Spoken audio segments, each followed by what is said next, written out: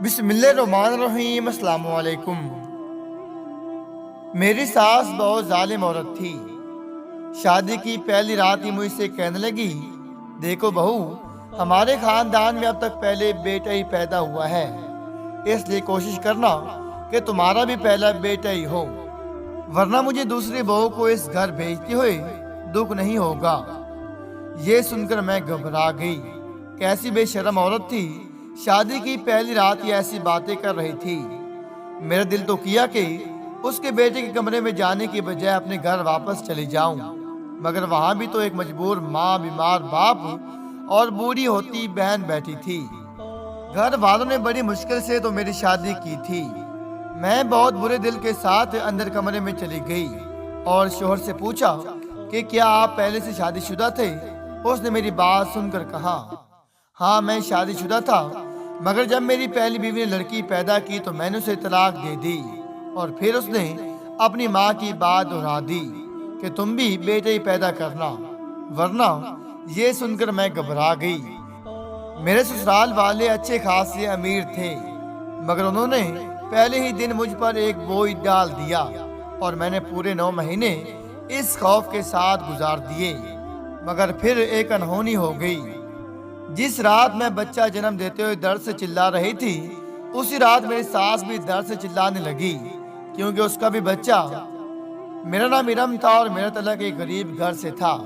मेरे अब्बू को टीबी थी और वह बेचारा ज्यादा काम नहीं कर सकता था, इसलिए हमने उसे नान छोलों की रेहड़ी लगा दी। नान वो बाजार से खरीद लाता था, जबकि छोले हम घर पर बना लेते थे। हमारा कोई भाई नहीं था। मुझसे बड़ी एक बहन थी जिसका नाम किरण था, और वो इतनी खूबसूरत नहीं थी, इसलिए किरण के लिए कोई अच्छा रिश्ता नहीं आया और वो बेचारी अभी तक कुंवारी थी और मेरी अम्मी को यही दुख खाया जा रहा था और वो भी अक्सर ही बीमार रहती थी। हम दोनों बहनें पढ़ी लिखी थी और हम चाहते तो कोई जॉब कर सकते थे, मगर अम्मा अब्बा ने मना कर दिया कि खानदान वाले क्या कहेंगे कि बेटा नहीं था तो अब बेटियों की कमाई खाने लगा है। हम दोनों को अब्बा की इस बात से इख्तलाफ था, मगर हमने अब्बा की बात मान ली। वैसे भी आजकल जैसे हालात चल रहे थे, इसमें बाहर जाकर किसी लड़की के लिए काम करना बहुत मुश्किल था, इसलिए हमने भी ज्यादा इसरार नहीं किया। इसलिए हमने अब्बा से कहा कि तुम नान छोलों की रेहड़ी लगा लो, और यूँ हमारे हालात कुछ बेहतर हो गए। अब अब्बा को ज्यादा काम नहीं करना पड़ता था। मैं और बाजी रात को ये छोले भिगो देते थे और सुबह सवेरे उठकर छोलों का मजेदार सालन बना देते थे। बाजी के हाथ में बड़ा जायका था, लोग तो जैसे उंगलियां चाटते रह जाते थे। अब्बा शाम को वापस आता था तो पतीला बिल्कुल खाली होता था और उसकी जेब भरी होती थी। ऐसे में हमारे घर का गुजारा होने लगा। मैं और बाजी अब्बा के लिए बेटे बन गए।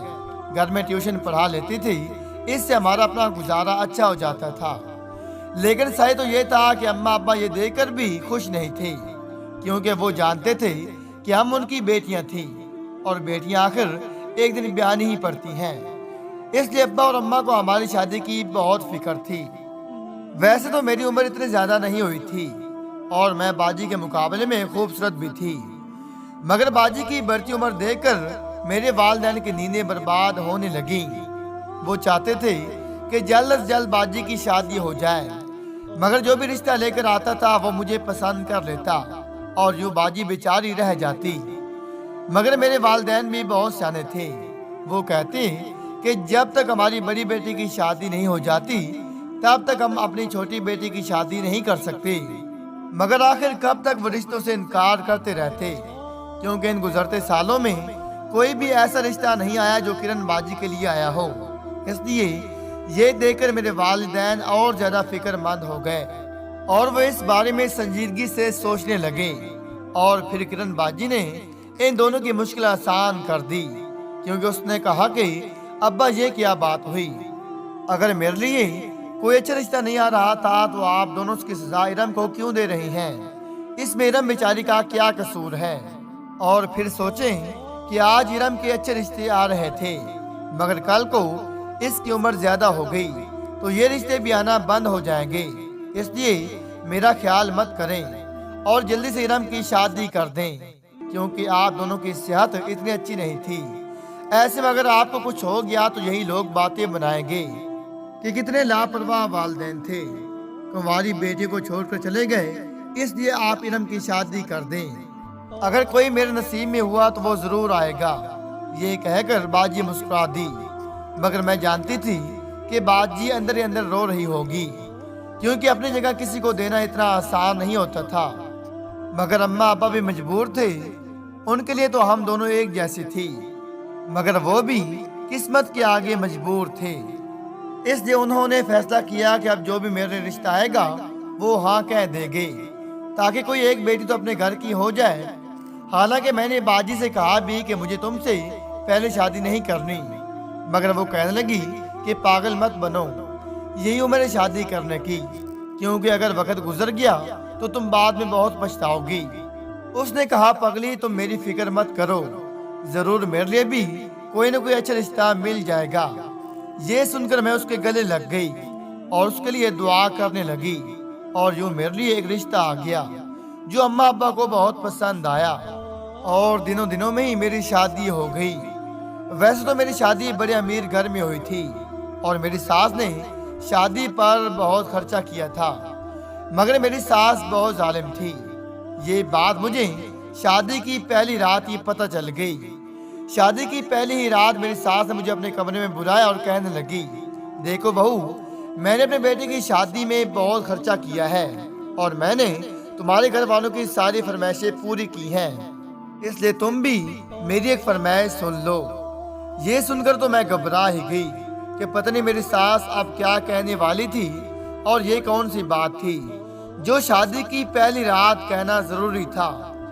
ये सुनकर मेरी सास कहने लगी, देखो बहू, हमारे खानदान में अब तक सबके यहाँ पहले बेटा ही हुआ है, इसलिए कोशिश करना कि तुम्हारा भी पहला बेटा ही हो, वरना मुझे दूसरी बहू को इस घर में भेजते हुए दुख नहीं होगा।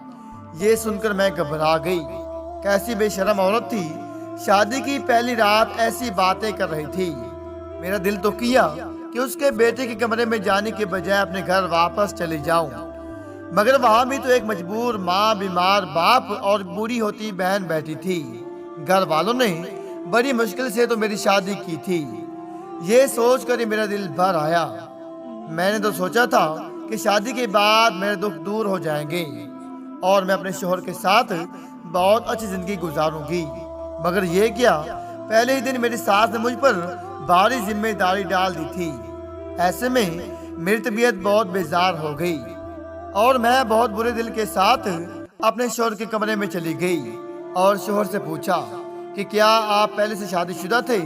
उसने मेरी बात सुनकर कहा, हाँ मैं शादीशुदा था, मगर जब मेरी पहली बीवी ने बेटी पैदा की तो मैंने उसे तलाक दे दी।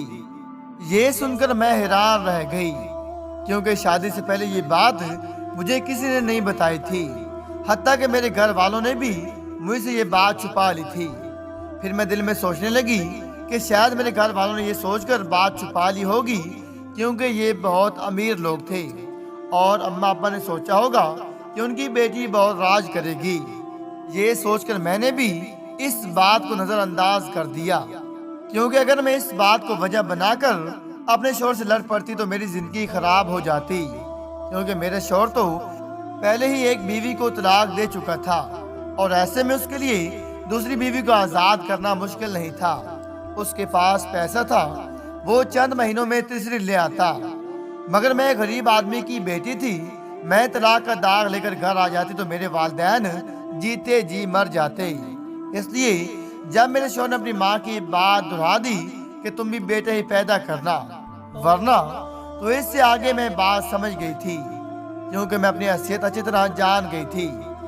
मेरे ससुराल वाले अच्छे खासे अमीर थे, मगर उन्होंने पहले ही दिन मुझ पर एक बोझ डाल दिया था। शादी के एक हफ्ते बाद ही मैं अपने मेके चली गई तो किरण बाजी ने मुझसे मेरी उदासी का सबब पूछ लिया। मैं उससे कुछ नहीं छुपाती थी, इसलिए मैंने उसे अपनी सास की बात बता दी। उसने ये सुनकर मुझे अपने गले से लगा लिया और कहने लगी, देखो इरम, ये हर सास की ख्वाहिश होती है कि उसकी बहू एक पोते को ही जन्म दे, इसलिए तुम अपनी सास की इस बात को अपने ज़हन पर सवार न करो। अल्लाह सब बेहतर करेगा, तुम बस दुआ करो और बेफिक्र होकर अपनी शादी एंजॉय करो। ये सुनकर मैं मुतमईन हो गई। शादी के 1 महीने बाद ही मैं उम्मीद से हो गई और मेरी सास ने मेरी खिदमतें शुरू कर दी। मेरे ससुराल में पैसे की कोई कमी नहीं थी, इसलिए मेरी सास ने मेरे गिर्द आसैशों के ढेर लगा दिए। मगर आते जाते ये कहना ना भूलती कि कोशिश करना कि बेटा ही हो, और ये सुनकर मैं डर जाती थी। मैं सोचती कि भला ये मेरे इख्तियार में कहाँ था। अल्लाह जानता था कि मेरे पेट में कौन था, बेटा या बेटी। मगर मेरी सास को ये बात कौन समझाता। उसे तो बस पोता चाहिए था, और वक्त गुजरने के साथ साथ मुझ पर दबाव बढ़ता जा रहा था। मैं दिन रात अल्लाह से दुआएं कर रही थी कि मेरे पेट में बेटा ही हो, क्योंकि अगर ऐसा ना हुआ तो यकीनन मेरे इस घर में रहना मुश्किल हो जाएगा।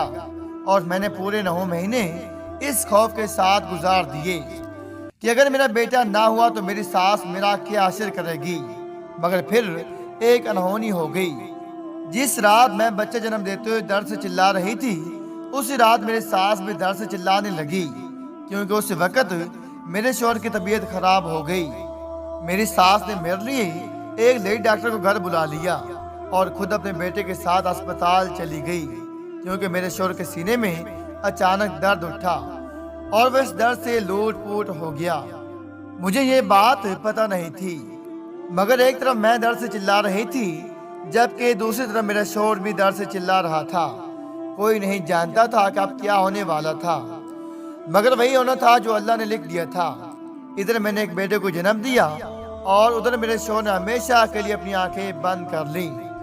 मुझे जो ही होश आया, लेडी डॉक्टर ने मुझे मुबारकबाद दी और कहा कि मुबारक हो, बेटा हुआ है। ये सुनकर मैं मुस्कुराने लगी और मैंने उससे कहा कि मेरी सास को ये बात बता दो।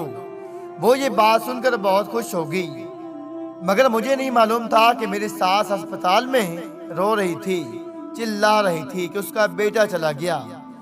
डॉक्टर से कॉल करते हुए पोते की मुबारकबाद दी तो वो गश खाकर बेहोश हो गई, क्योंकि पोता इस दुनिया में आया तो बेटा हमेशा के लिए उससे जुदा हो गया था। ये वक्त मेरी सास के लिए बहुत मुश्किल था, क्योंकि एक बेटा पैदा करके बहुत मगरूर हो गई थी और खुदाई कामों में दखल देने लगी थी। याद रखें कि एक प्लानिंग इंसान अपने लिए करता है, जबकि एक प्लानिंग ऊपर अल्लाह ताला कर रहा होता है। इसलिए इंसान नहीं जानता कि क्या चीज़ उसके लिए बेहतर है और कौन सी उसके लिए नुकसानदेह है। इसलिए जब भी अल्लाह ताला से अपने लिए कुछ मांगे, अपनी बेहतरी मांगे, क्योंकि अल्लाह ताला जानता है कि हमारे लिए क्या चीज़ बेहतर होती है।